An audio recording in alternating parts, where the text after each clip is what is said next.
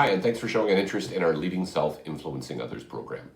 This program is designed for people in organizations who are trying to get people to cooperate with them to get stuff done. It's for project leaders, it's for executive assistants, it's for anyone who finds themselves in a position in which they've been the person who's trying to get people to cooperate toward a shared purpose. And, the thing about being in that role is it kind of brings up this question of, can you be a manager and not be a leader? And if I ask that question at my sessions, many people will say, unfortunately, yeah, that's true. And the next question is, can you be a leader and not be a manager?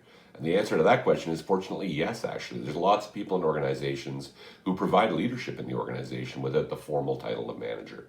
Really the difference between these two things is that you're a manager because the organization says you are, and you're a leader because your colleagues say you are. This program is for people who are trying to lead without the formal title of being a manager.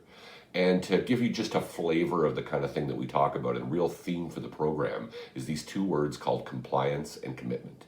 And you think of those two words as reasons why people do anything at work. One of these things is called compliance.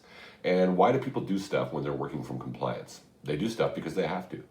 And why are people doing work because of commitment? Well, they're doing work because they want to. So when I ask people in my program, all these people you're trying to influence and help to be able to move forward, where do you want them working from? Compliance or commitment?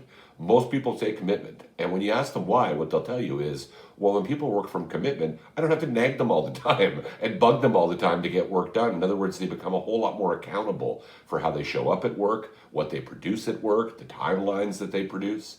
So in this program, what I show you is a bunch of tools that help you to be able to create an environment where you can lead without having to use compliance as the only way to get stuff done. It's a great program. People benefit from it in a way that allows them to be able to do something they really want to do without having to feel like they're acting like people's mom and dad.